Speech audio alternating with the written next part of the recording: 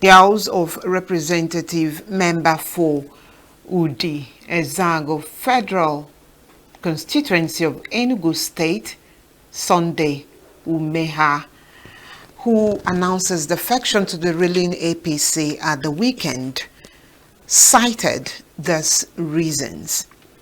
And to have this conversation with us this evening on Politicals is what's mate AMAECHI UGWUELE. I don't know why I like calling you what's mate. Maybe it's something. He's a journalist and he's an author. Well, nice to have you, sir.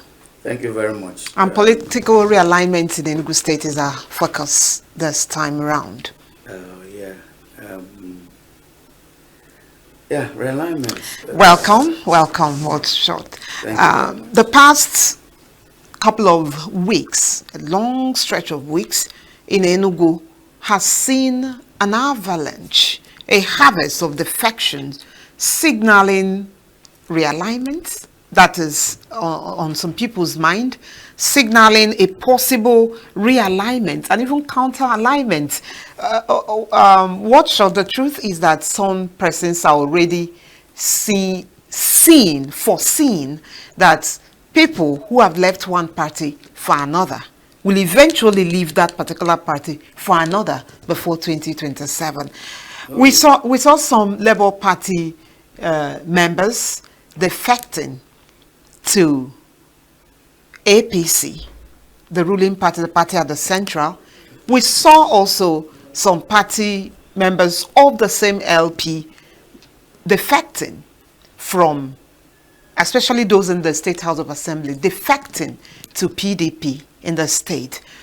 Truth be told, some APC members, especially the past chairman, Ngoye, also defected from APC to PDP. There is also something. The strong man of the LP in Enugu State, Chijioke Edoga, also defected from LP back to his original party, PDP. I don't know what your thoughts are concerning these numerous defections in Enugu State. Let's just narrow our conversation to Enugu State. Thank you very much. It's my pleasure to be here once again. But I think what is happening is not unusual. It's not unusual. In those days, we used to call it cross-carpeting. Carpet crossing. Carpeting from one party to another, carpet crossing. Now it has been baptized. We only have a new lexicon for it. Defection, realignment, and all that. But people need to understand the mentality of our politicians and the motivations that drive their actions. First and foremost, politics is all about selfishness. You could say selfishness, well, personal selfishness, group selfishness, and then within this, you get those who, out of this selfishness, may also want to be selfish on behalf of the people. That is, by going for what the people actually want or what they believe is in the interest of the people. But having said this, what is happening in Enugu State is not by any means unusual. In any state, as well as when you look at the context of the goings on in the country at large. Yes, nobody goes into politics to lose. Nobody goes into politics to be shunted aside. Nobody goes into politics to be an onlooker. Nobody goes into politics to become irrelevant. Nobody goes into politics not to benefit anything. Nobody goes into politics to just be a number to be counted or a statistic. But they all go in to win. And if you ask 100 politicians to interpret winning, what it means to them, they could give you 100 answers. But in a nutshell, given the trajectory Nigerian politics has taken, you find out that there is this particular strength within those who are in power. They are the people that are controlling the architecture of election. They are the people that are controlling the system. They are the people that are controlling the managers of the system. They are the people that have the resources as well to influence what is happening. And what this means is that they have better chances. And you may wonder why I'm not making any reference to the people. The reason is obvious. The people ordinarily supposed to have the residue of power. They're supposed to be who decides what becomes in the polity. They're supposed to be who determines who gets what and who gets where. That aligns with the description, the definition of democracy. Yes, but it's no longer a practice of the people, especially as we are seeing it here. For the people. It's no longer for the people, and it's no longer by the people, and it's no longer of the people. It is now democracy as defined by the parties for themselves and of themselves. The people have been relegated to even something that is worse than onlookers. Okay, so this tiny group of people now who are extremely selfish, and very, very, very inconsiderate of any other, inconsiderate, would want to make sure that things play out the way they want it. Now, by the design of our government structure, the executive have become, the strongest, the most powerful, the most influential, because they are literally those who pay the piper. They control the election managers, INEC, for instance, in Nigeria. They control the judiciary, regardless of the fact that the judiciary is supposed to be independent. But we know that they fund the judiciary. They appoint members of the judiciary. They appoint those who manage the elections. So because these politicians do this as members of the executive, okay, they come into office through parties. You find out that their parties hold special attraction for anybody who wants to, get any piece of the cake. So you must belong to a party, especially a winning party or a leading party, to be able to have a chance at all, at any stake at all. So now, with the last election, it was an eye-opener to everybody. Tinubu was not an incumbent president. Peter Amba was not an incumbent president. But we saw the level of, the extent of influence they wielded in the system. We saw how contentious the election was. We saw the influence of Obi, the main challenger to Tinubu and Atiku. We saw that of Edoga. Edoga and Mba were coming from the PDP. But what was the divergent point? The PDP primary election. How was that conducted? The politicians may have decided to forget in their interest to forge ahead together. But the history cannot be erased. The history cannot change as a matter of fact of what happened. So from there, Edoga found himself in the Labour Party. But he didn't come out to contest the election under any other party but the PDP. But having felt or see the way he was treated, he felt he had a chance to explore his ambition further in the Labour Party. And of course, we also saw how it played out. He got to a point where many still consider him to have won that election.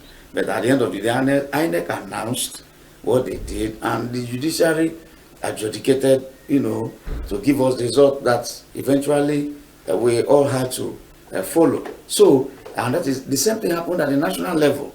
Now, President Tinubu was able to do all that which he did without being a president, So now APC is his party, Mba PDP is his party. Now those other people that are in Labour Party and maybe any other party would ask themselves, what actually do we think, the chances do we think we have if we are not with these people? Okay? And let me tell you, the people may be feeling disappointed to say, well, we invested a lot of hope in these people, we followed them, we expected them to stay with us as we stayed with them. But the point I always made, and I always want to make, is that politicians are not civil society activists. They are not human rights crusaders. They are not there to agitate for a better society. They are there to contest for positions of influence, of to get into offices for their own interest and those of their cronies, okay, or their parties. So you don't expect a politician to carry placard for you.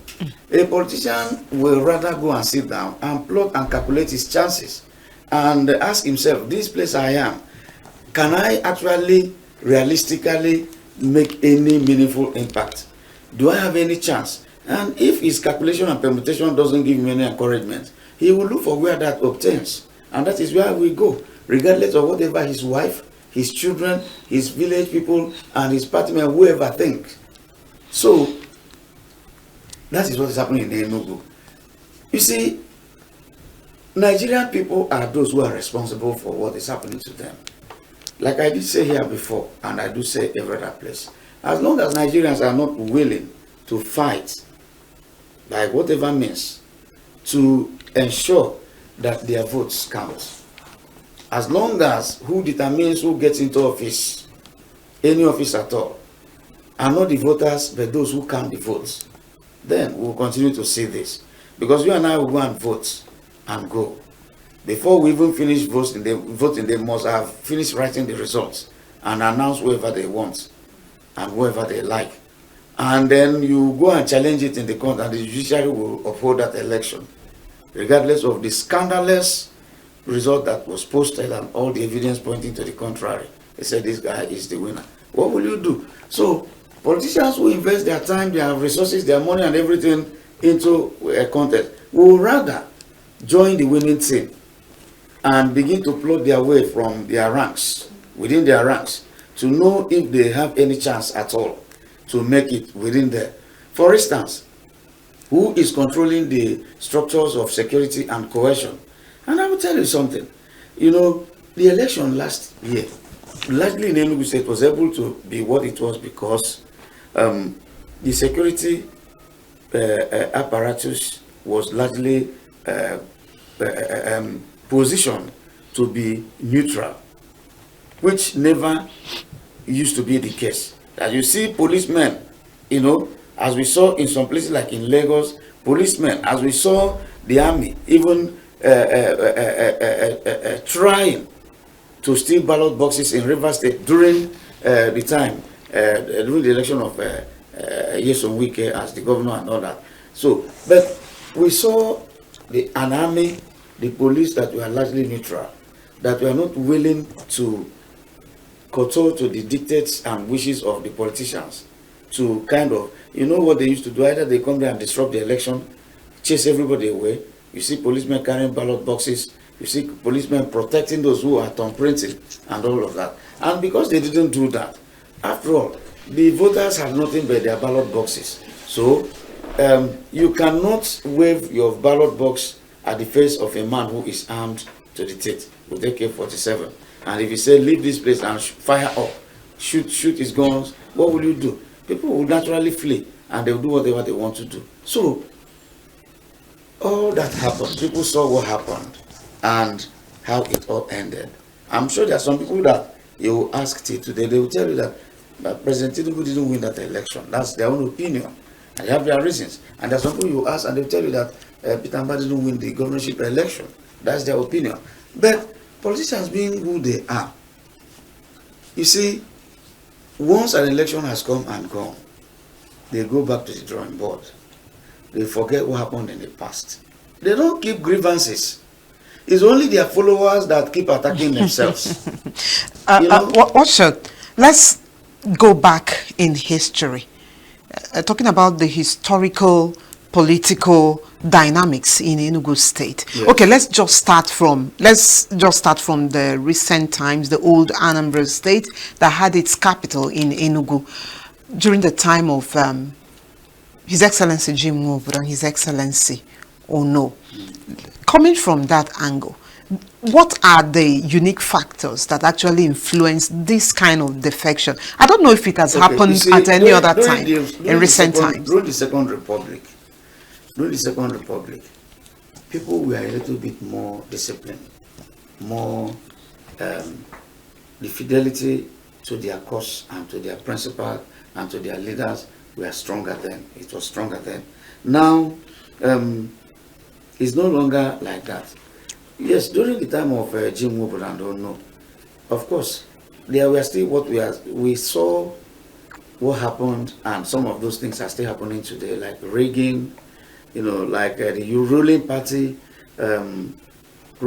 because many people believe that Jim Woodward won that election, his re-election, that he won it, but it was rigged by the NPN. The party at the center. Fedeco announced Ono and swore him in. I remember all the things that the Commissioner for Police in Enugu then, Bishop Ehitene, did. Of course, he used the police to suppress, the supporters of Jim and all that. We saw what happened. And at the end of the day, Ono was announced by Fedeco. And Fedeco, you also saw what happened between Awolowo and Shagari, when the issue became how to interpret the 2/3 majority of the votes cast and all of that. The Supreme Court under Justice Richard Akinjide gave their rulings. Up to today, Nigerians are still trying to make sense out of that ruling. Now, this was the legacy that actually brought us to where we are today. And if you ask me what is happening, the politicians are still cross-carpeting. That's the name they used to call it then. They are still leaving the losers to go to the winners. And now, what choice does really a politician that is what his onions, has? If you're in PDP and you look at what is happening at the national level, and if you're in Labour Party, you look at what is happening at the national level. What is, in fact, it's a little bit better for the PDP in the state, because they are, at least Mba as the leader is still holding it together. And there's something I want to say. People tend to, look at this party, just at the level of their names. But you see, the party is organic, it's alive. But the thing is that it has the power to reinvent itself. The party can live, die, and, like the phoenix, come alive again. But under different, it's just like the barrack. We used to say that soldier go, soldier come, barrack remain. You see, people say they've gone back to APC, they've gone back to the PDP. But the truth remains that Buhari's APC is not Tinubu's APC. Oh. Peter Mbah's PDP is not Ifeanyi Ugwuanyi's PDP. Ifeanyi Ugwuanyi's PDP was not Sullivan Chime's PDP. So, if you are, closer to Mba, or you are closer to, you were closer to Ugwuanyi, or when Sullivan was the governor, and you had all the support of the governor to do whatever you like, and Ugwuanyi's people didn't like it. Eventually, when they took over, of course, they weeded out such people. And you wouldn't expect them to just stay like that and become irrelevant. So when they realized that as long as Ugwuanyi would be in office, I'm not going to do anything, they won't patronize me. The only choice they have may be to join the opposition. Okay, the chairman of APC in Enugu State, he was a member of the PDP with Chimaroke. He was a commissioner. Okay, he led the party at different times. The current chairman. Okay. He was a very influential member of the PDP. But when he had a falling out with Chimaroke, he left the party. But he didn't not leave to the party APC. because of the people. He left the party because of himself, his interest. Now, eventually, he's in PDP. Okay, where is Ben Moye now? There are a lot of PDP chieftains that are in the level, APC. Okay, Edoga left the PDP. Why? Because he felt that he was wrong. He felt that the result of the primary election didn't reflect, in fact, that there was no fairness. He had to go. Now, who was the leader of the PDP when PDP conducted their primaries? And I'll tell you something that is very interesting. Yes, Mba might have been the beneficiary of what happened, what PDP did. But the truth was that Mba was also a member like Edoga and every other person. But those who took the decision of what happened, we are a different set of people. And today, the question is, are they causing up with Mba? Are they pali with him? Are they together?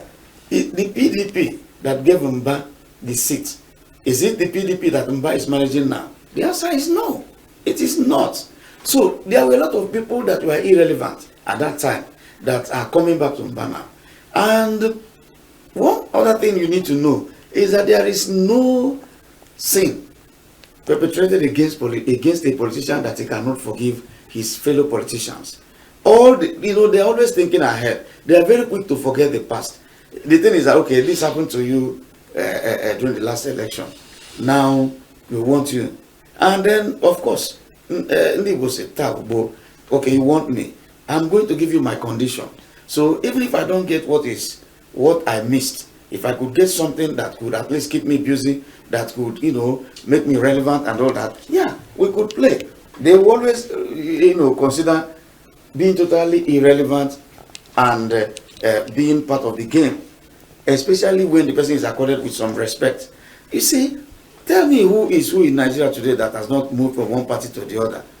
Tinubu became the governor of Lagos as a member of the AD.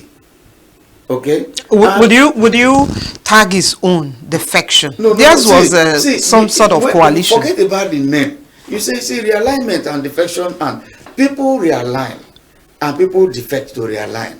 And when there is realignment, a party could merge. These are lexicons you hear, words you hear in a political lexicon: defection, realignment, merger, coalition, and all of that. What do they mean? They mean simply the situation where people who are watching what is happening around them at the political arena, in the field, coming together to also react and respond to what they are saying in order not to lose out.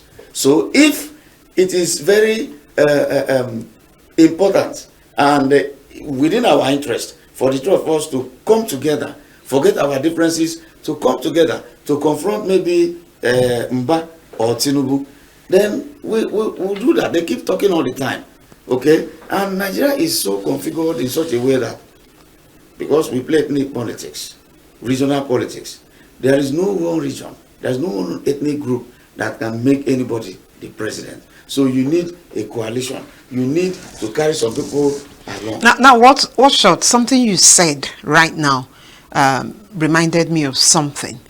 You said that there's no region, no ethnic group that can make one person. The Hausas alone cannot. The North alone cannot make a But that was the picture we had during the election, that the Northerners have more number of presidents. And bringing it down to Enugu State, we heard that the Enugu North, okay, let's say the Igbo Nsukka, is larger than the entire Nkanu. But they cannot, even in their population, they cannot produce the governor of the state alone.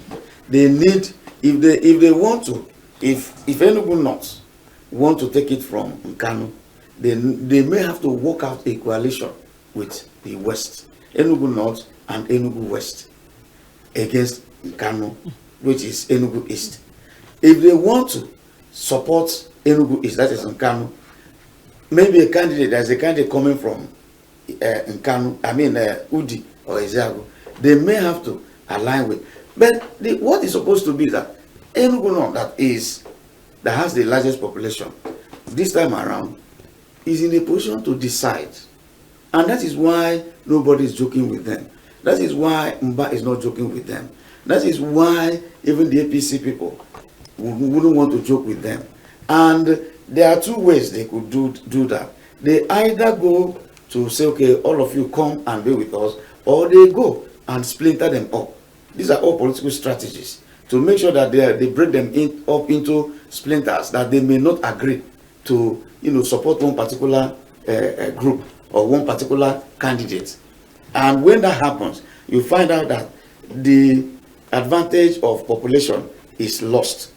So some people will be there trying to bring them together to make sure that we move as a bloc.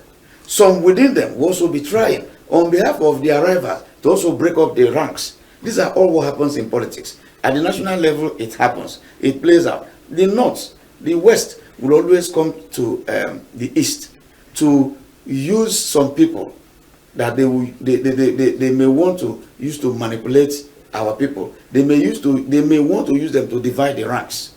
Sometimes they use some governors. Sometimes they give appointments to some Igbo leaders that are not patriotic enough to defend Igbo cause. All they want is, if you can give me what I want, I will deliver their heads on a platter to you, their political heads on a platter to you. And that's what they do. And that is why some of them here, for instance, all of these things we see, happening about our security, you don't see most of the governors talking. You don't see some of our political leaders talking, because it will render them unpopular. Even when your people were, the moment you begin to speak for your people in Nigerian politics, you may not get national patronage, because they will see you as somebody who is bigoted. But they're not. When Buhari was telling us, accommodate our neighbors who were killing us, he was obviously being bigoted and nobody cared. These are people who don't pretend about their interest, because they have structured themselves, positioned themselves, conditioned themselves to impose those things, or rather persuade us with whatever, I don't know, to behave that way. So population can only work when the people come together, as Nsukka did during the last election. Do you understand? And we saw the results. Sources within the APC have actually revealed that Sunday, before his defection, has been having meetings with high-level talks with party officials in Abuja and Enugu, and as well before.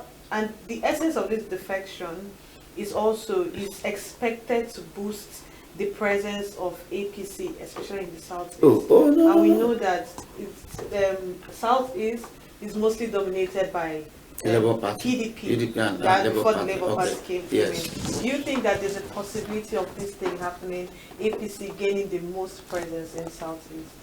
Well, APC is not popular in the Southeast, and the reason is simple. What short? They have Imo State now. They have Ebonyi State now. No, listen. You see, if you go through how APC came to become in Imo and Ebonyi, you find out that there was nothing organic about it. The governors just declared for the party. How did Uzodinma become the governor? Through the courts. He came forth during the election, and the Supreme Court suddenly said he is now first, and he became the governor. And because he has the apparatus of governance, he has everything, he has the structure, he has Ojijidemma. He was in a position to give contracts. He was controlling the security apparatus. If anybody was declared a member of the IPOB in Imo State, you'll be in trouble. If anybody declared a member of the ESN, you'll be in trouble. These are subtle means of exerting control and influence, because the police, the DSS, EFCC, everything, the army, they are the chief security officers. So Umahi decided to go to the APC to further his political interest. He didn't want to think about the Southeast. The same thing with Uzodinma. The truth was, how many of these people could actually contest a free and fair election and win? APC, on that platform. Yes, APC is not, historically, the conservatives, I can tell you that APC has a lot of similarities and even share a kind of history with the NPM. It was not popular here, but Ono was declared the winner in 1983. Okay, so APC was not popular here. But what happened? Now, the reality of the Tinubu political, how do I put it now, image, whatever, the way people are seeing him now. In fact, and the unfortunate thing is that it is an expression of total loss of confidence in the electoral system. Everybody who wants to join are joining because if I'm there, whatever they do, all of us will benefit. So when you talk about Ume having meetings, yes, you don't just wake up and get up and say, I want to go and join the party.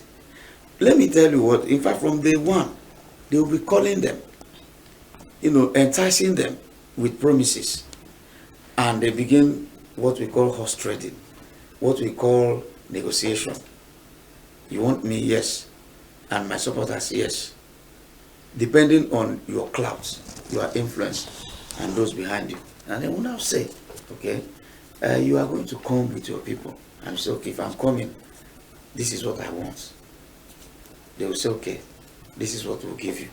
So all these high-profile meetings we are talking about, and because these people have supporters, because they are in office, somebody who is in the House of Reps, when the chips are down during the election, definitely will have resources.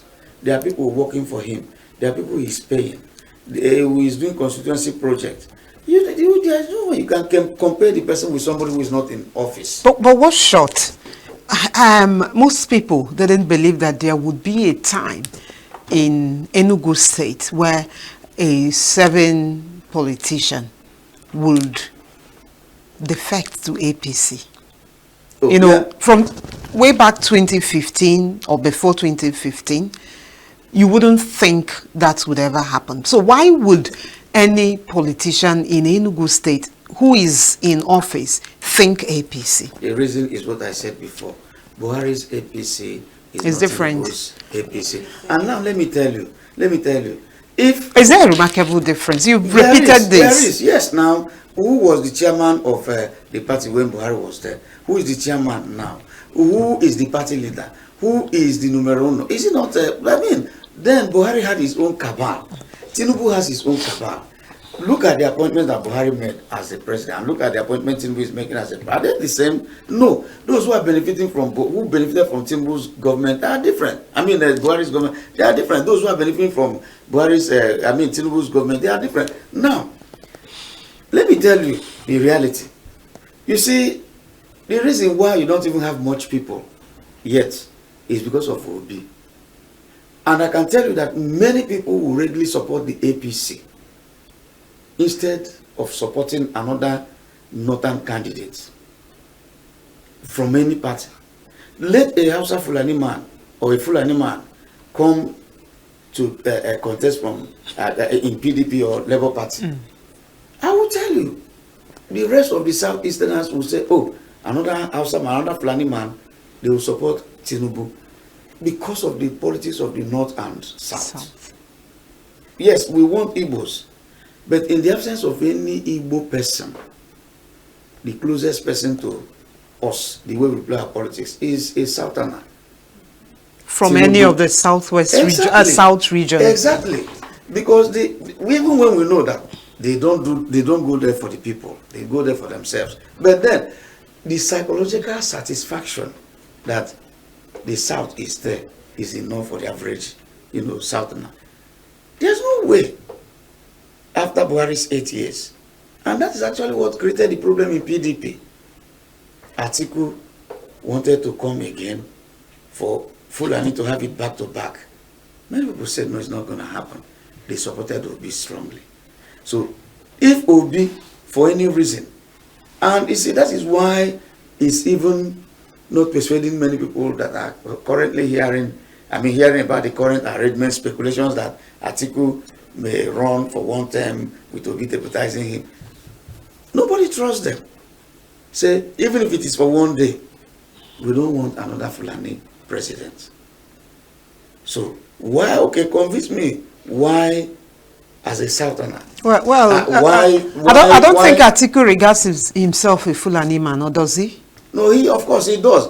The question is, what we should have been doing is, we should have been judging these people based on their policies. But unfortunately, that's not what we do in Nigeria. It is most important to us where the person comes from. Regional sentiments. The religion the person belongs, and then, if he's my brother or not. It is not how good the person is. Look at all the things that Buhari did. After the first tenure, nobody would have ever believed that anybody would vote for him to go back. But he went back and had his 8 years.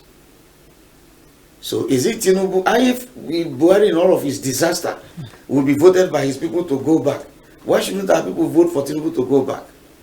Except we have a Southerner that is better than Tinubu in their own estimation.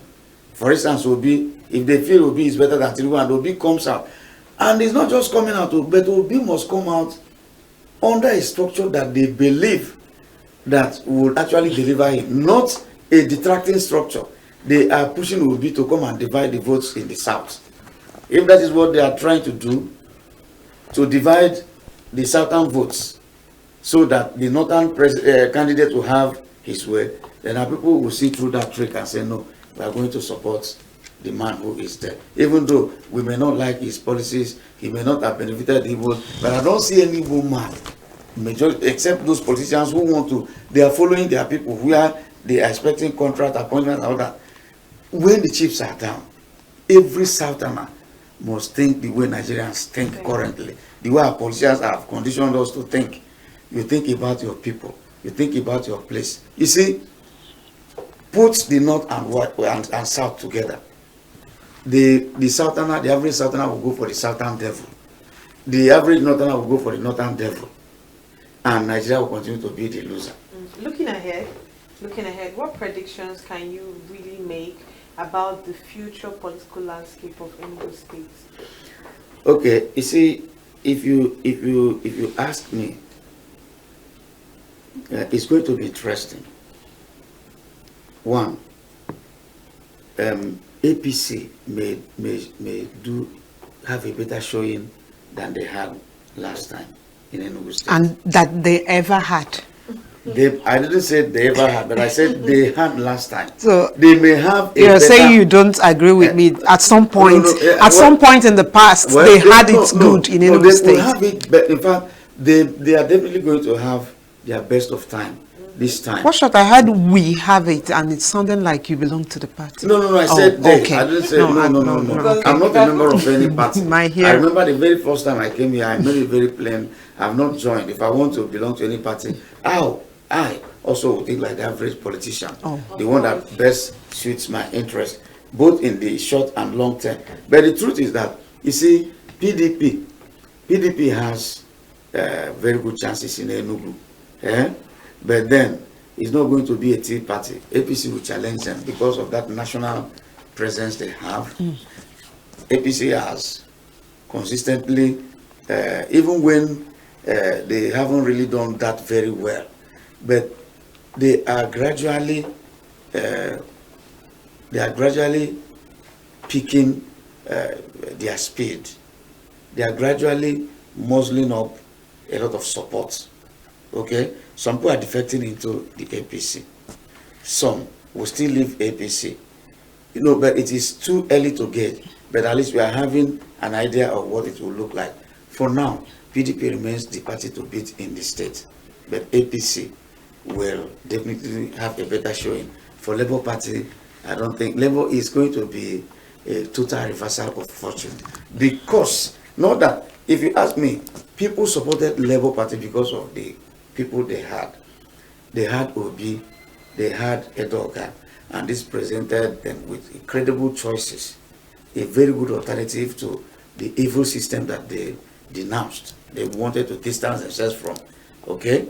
And in even when both men have been of PDP. No, I'm telling you in 2023. And I'm telling you before 2023. Because even within the PDP, we have the hawks. We have those that were good.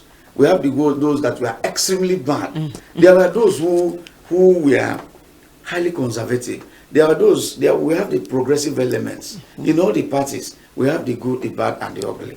We have the liberal, the moderate, and the extremists in all the parties. So that is why eventually what will happen is individuals will still determine how people vote. But the structure of the party is what is making people to feel that because of what they usually do, they don't rig elections for people, they rig for party. Okay? And they choose whoever they want to run for these elections for them. So at the end of the day, they may, if they have their way, they rig for their parties, to the benefit of all their candidates. So people are just behaving like this because they are afraid the election will be rigged. They don't have confidence in INEC because people came out in 2023 and did everything, all that you see they did because of the promise of INEC that the election was going to be credible. They believed, after telling us, painting a rosy picture of IREV, of beavers and all of that, everybody believed that, look, it was foolproof. But what happened? At the end of the day, INEC told us that there was a glitch. And, and that glitch, and that it's glitch not the same put as us- the jam put us glitch where- put us where we are that today. brought about a Yes. receipt. There was no re-election. So people are What now shot? preparing for another glitch. What shot? How much exaction, how much impact does the party at the central, at the national level, have on local politics? Oh, see, they really don't have much. You see, because the way Nigeria is structured, we are supposed to be a three-tier model of governance. But you see that the governors are very powerful. The governors do most of the things we see in the states. They control the local government. Even all the autonomy that have been touted, that have been tried and all of that, you still find out that through the back door, they still, in Enugu, what happened? Every single local government chairman we have in Enugu state today was installed by the governor. In every other state, it is similar stories. So, the local government chairman remain the sides and of course the eye, the ear, and the mouthpiece of the governor. They represent the governor within the locality. So they handle the local politics, in a way that suits the governor's interests, and all of that. So the party at the national level can only be as influential as those who are in them are. For instance, we have a minister from Enugu State. The minister is trying. But we have always had a minister, even if the party at the central is in opposition. The state is in opposition to the national. What is the influence of the minister in the state? It's marginal, and it is just within the area that is operating. It's only now that more people are beginning to join the APC. Those people that have joined the APC from the different parts of the state will take the message of the APC back to their places and sustain the tempo, continue to play, the vibe for the people to hear and want to kind of relate with. Except that, the national level is too far for the impact to be felt at the grassroots. So that is why the PDP is still strong in the state, because that is the ruling party at the state. And you know what happened last time? The PDP supported the APC at the presidential level. So I don't see any change happening. The PDP may still support the APC. The PDP in Enugu State may still support the presidential candidate of the APC. That is Mr. President. And before such support is offered, there are a lot of understanding that is, reached. And a lot of things are undertaken by both parties to, there are some undertakings to be realized in pursuit of this, to the mutual benefit of the agreeing party. So it's a kind of collaboration. So PDP effectively is on ground in Enugu. Okay. That it will take APC quite a lot to dislodge the government of the PDP in the state. Okay? Especially as the governor has not in any way shown hostility towards the president. Okay. Do you understand? So the president may just choose to let whatever wants to happen in Enugu to happen at that level of the governorship to happen. Okay. And then, of course, there's no way you can compare somebody who is in office, if he's a sitting governor, an incumbent governor, the influence, except the federal might is applied. Except the federal might is applied. But the situation whereby, because let me tell you, at the end of the day, the president wants to make sure that, as I think, as many states as it is in the south are all lying behind him. And who does he approach for that? The governor. So, and of course, they are also wary of the allegation of wanting Nigeria to become a one-party state. They may also, as a matter of strategy, say, okay, let the PDP governors play the weaker kind of politics. Good, remain PDP,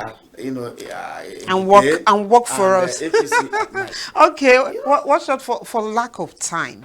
You've actually established that PDP in Enugu State will enjoy the power of No, incumbency. for now, they are the party to beat. Okay. And then followed by the APC. And the And APC, then Labour Party. for the fact that the party is the ruling party at the central, also Yes. has its own angle to it. More so as people are also defecting to the party in the state. And yes, we have seen other states, PDP states, where their governors either have defected to APC or is showing the body language There are two that they things that will. will happen in Enugu. The governor of Enugu may either defect or stay And support. as PDP and support the president. You said that word short. Now, the party was hit in all of this appears to be the LP. The Labour Party, yes. Not that there is no APGA, No. but No, LP. no, no. Do you know that? Let me tell you. The Labour Party, when we talk about Labour Party, let us not forget, in the beginning of all of this, the Labour Party has always been there. But how many people were their members in the state? Everybody that went to Labour Party came from either, in fact, mostly from the PDP and maybe the Labour Party, APC. So, Labour has delivered them the much it could. They want to go back to their parties. Do you understand? And the reason is because, let me use the illustration of vehicles. You see a vehicle that is steaming, 3 vehicles to go. One is looking healthy, fit, and okay to go with air conditioned and all of that. The other one is okay, and then this one is rickety. They are trying to fix the tire. You can see that the vulcanizer is battling with the tire, the mechanic is working on the engine, and you're a traveler. You want to get to Abuja. What will be your natural instinct? Do you understand? But the same level, the same party that is crippled, the same vehicle that is crippled, actually brought people this far. But unfortunately, for one reason or the other, it hit a pothole, and maybe the axle broke, and it can no longer move. See, there's no politician that will want to, join a party that is going nowhere. That is not my wish for the Labour Party. I'm just being realistic as an analyst. Because... But do you think that the sentimental bias will happen again? They fix their problem.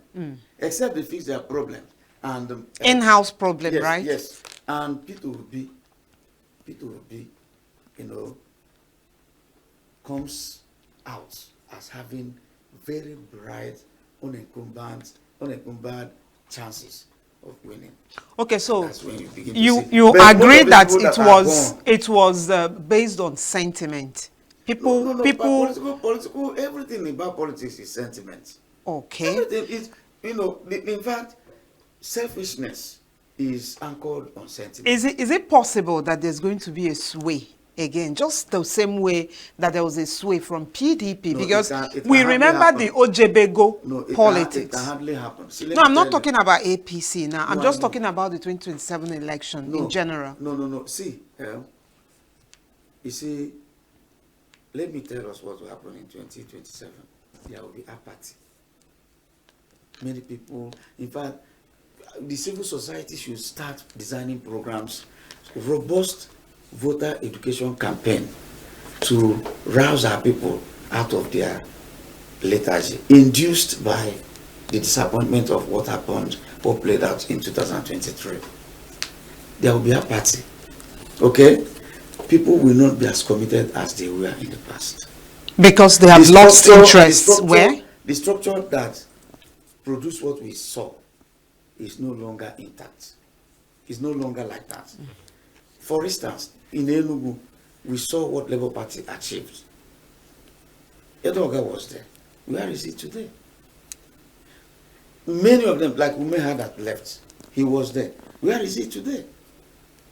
And he will remain in APC until after the election. You never can say. And that brings me to the last question here, because our time is up, really.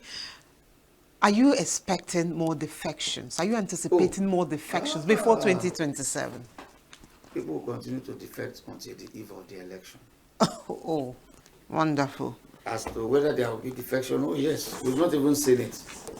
people will continue to defect until the eve of election, because as each day passes and the picture becomes clearer as to the hopelessness of certain situations that some people have found themselves, they may just have to minister themselves with the truth and nothing but the truth. All right. There is no way here. It's established that before 2027, we will expect more alignments, realignments, counter-alignments. So more defections are to be expected. And that is the way of politics, as has been described and established by Workshop AMAECHI UGWUELE.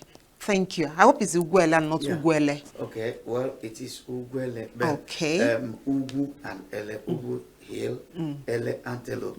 You understand? But because of the assimilation of one of the words, UGWUELE, but when I am called UGWUELE, I still accept it. All right. He's a journalist and author. He was our guest on the subject matter, political realignments in Enugu State. Thank you, sir, for coming. Thank you. Save Nature TV. News in your pocket.